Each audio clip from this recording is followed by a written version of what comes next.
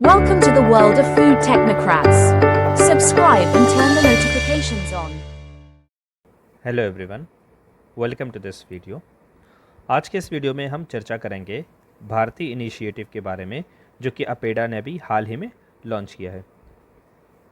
और इसका मकसद रहेगा इस वीडियो का कि हम जानें कि ये भारतीय इनिशिएटिव क्या है, किस पर्पस के लिए इसको लॉन्च किया गया है, इसके फ़ायदे और नुकसान क्या है, और अगर आप एक फूड एंटरप्रेन्योर हैं या आप अपने खुद का स्टार्टअप करना चाह रहे हैं which is related to the food, तो आप कैसे कर सकते हैं और आप कैसे इस भारतीय इनिशिएटिव का हिस्सा बन सकते हैं। तो चलिए वीडियो को शुरू करते हैं। पिछले महीने सितंबर के में अपेडा यानी कि agricultural and process food products export development authority ने, जो कि डिपार्टमेंट ऑफ कॉमर्स के under ministry of commerce and industry के वर्क करती है, इसने लॉन्च किया एक नई इनिशिएटिव को, जिसको इसने नाम दिया भारती। भारती का फुल फॉर्म देखिए, Bharat hub for agritech resilience advancement and incubation for export enablement, जिसका एम है कि वो इंडिया के एग्री फूड्स के एक्सपोर्ट को प्रमोट करे। इस नए इनिशिएटिव को लॉन्च किया गया था food and beverage sector stakeholder meeting के साइडलाइन में। ये मीटिंग को चेयर किया था हमारे यूनियन मिनिस्टर पीयूष गोयल ने, और आप देख सकते हैं कि चिराग पासवान, जो कि मिनिस्ट्री ऑफ फूड प्रोसेसिंग के मिनिस्टर हैं, वो, और इनके साथ डॉक्टर थानी बिन अहमद अल ज़योदी, जो कि यूनाइटेड अरब अमीरात के मिनिस्टर ऑफ फॉरेन ट्रेड हैं, न्यू दिल्ली में।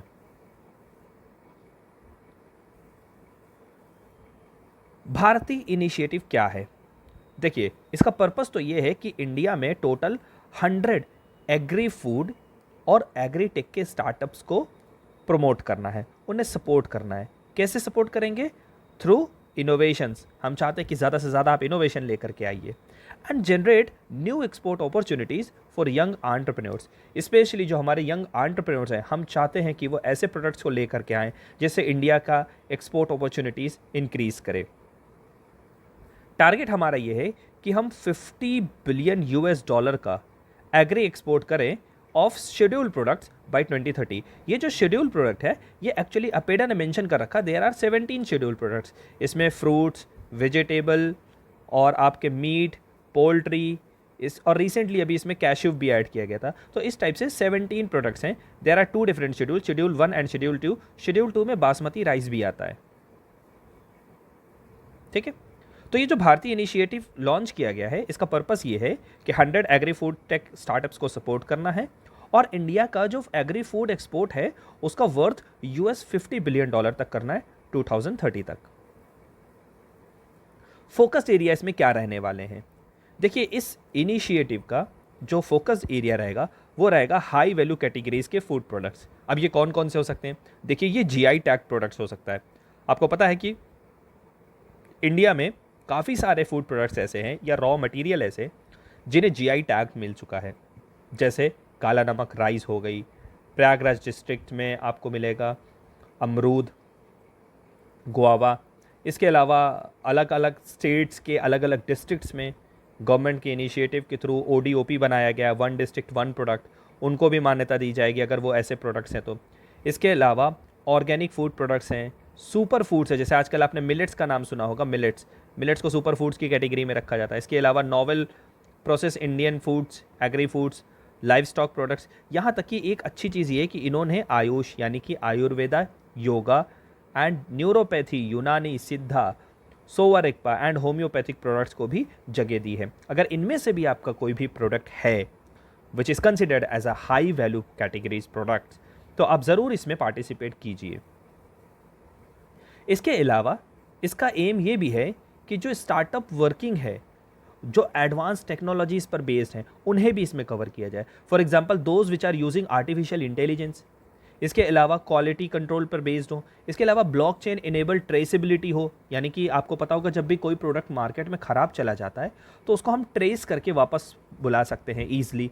तो उसके लिए आप टेक्नोलॉजी का यूज़ करिए, for example blockchain enabled technology का यूज़ करिए।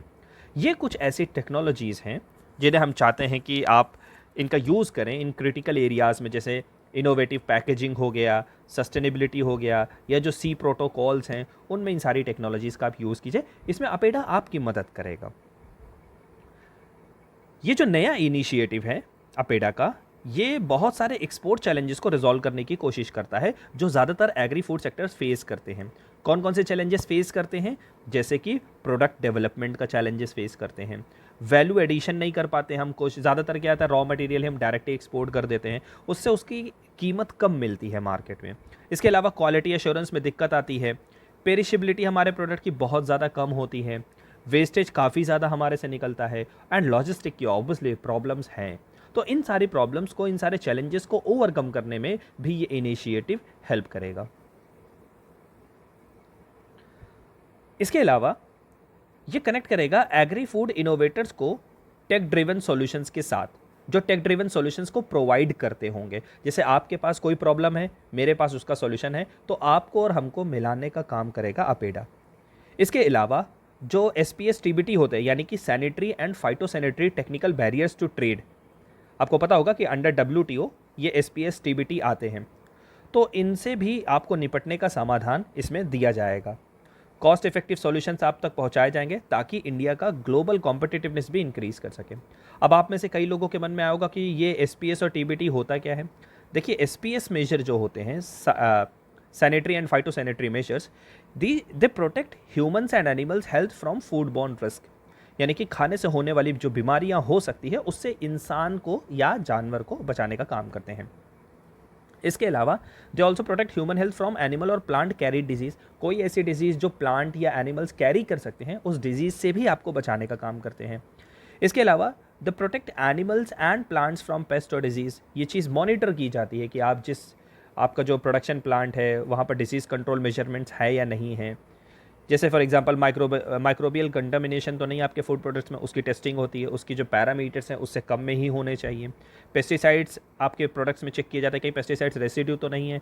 आपको पता होगा कि इंडिया में बीच में कई सारे स्पाइसेस रिजेक्ट कर दिए गए थे क्योंकि उसमें रेसिड्यू, पेस्टिसाइड्स के रेसिड्यू ज़्यादा पाए गए थे। फूड एडिटिव्स वगैरह कितना है, क्या परमिसिबल वाले ही ऐड हैं या नॉन परमिसिबल वाले भी, this all comes under the category of SPS measures. Now TBT measures क्या होते हैं? Trade and barrier. See, human disease control आपने फॉलो किया था कि नहीं किया था? लेट सपोज कि कोविड टाइम चल रहा था, आप क्या कोई वर्कर आपकी इंडस्ट्री में काम कर रहा है और सपोज कर लीजिए कि उसे कोरोना वायरस है, तो वेस्टर्न कंट्रीज इस बेसिस पे आपके प्रोडक्ट को रिजेक्ट कर सकती हैं कि आपके जो प्रोडक्ट बन रहा था उसमें ऐसे एम्प्लॉयज़ काम कर रहे थे जिनको डिजीज़ थी किसी टाइप की। इसके अलावा न्यूट्रिशनल क्लेम्स, आप जितना क्लेम कर रहे हैं कि आपका प्रोडक्ट इतना कार्बोहाइड्रेट देता है, इतना कम शुगर दे रहा है, इतना कम फैट दे रहा है या ट्रांस फैट कम दे रहा है, बट एक्चुअली में टेस्ट करने पर ऐसा आया नहीं गया, इस बेसिस पर भी आपके प्रोडक्ट को रिजेक्ट किया जाएगा। तो ये TBT मेजर्स के अंडर में आते हैं। इसके अलावा food packaging, types of quality, for example pharmaceutical, labelling के इशू, पेस्टिसाइड्स हैंडलिंग या फिर क्वालिटी इशूज़ के बेसिस पर जो रिजेक्ट किए जाते हैं, those comes under the TBT measures. वापस से अपने टॉपिक पर आते हैं कि अपेडा का जो भारतीय इनिशिएटिव है, अपेडा इसमें कोलैबोरेट करेगा अलग अलग स्टेट एग्रीकल्चरल बोर्ड्स के साथ, एग्रीकल्चरल यूनिवर्सिटी के साथ।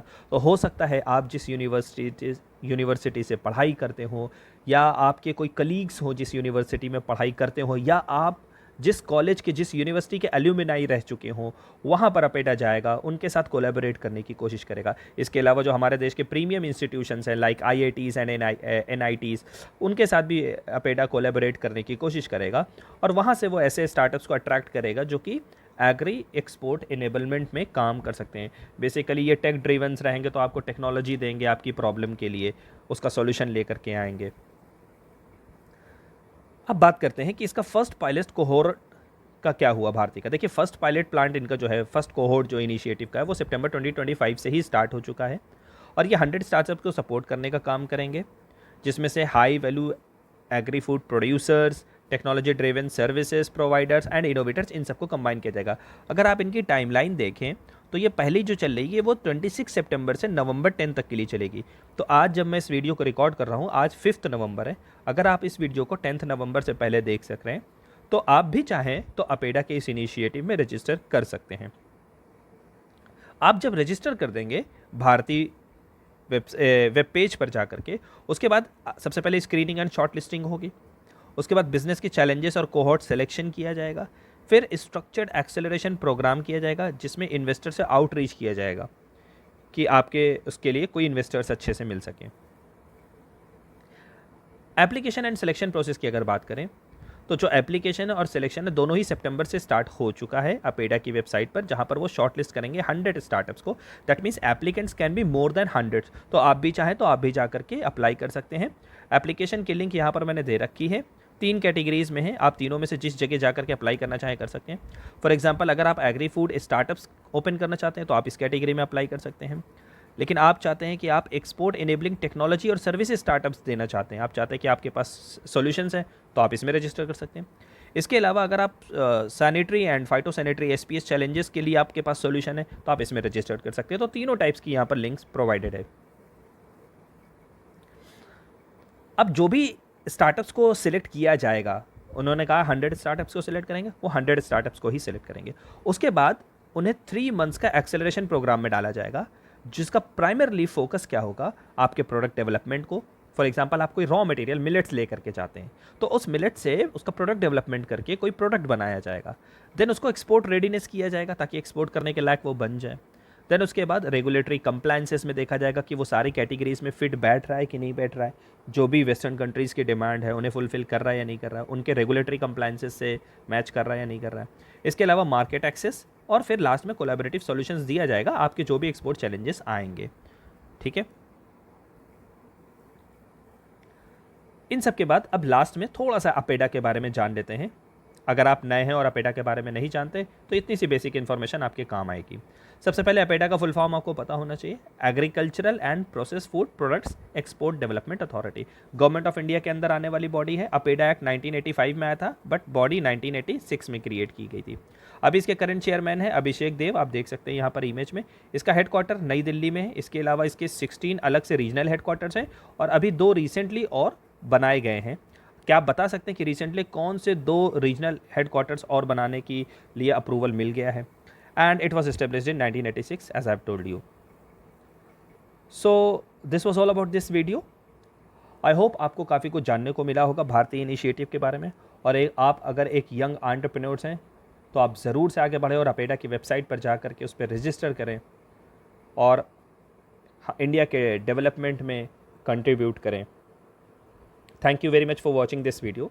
और अगर आप इस वीडियो का PDF चाहते हैं तो आप हमारे टेलीग्राम चैनल पर जा करके विज़िट कर सकते हैं और वहाँ से इसका PDF डाउनलोड कर सकते हैं। जय हिंद।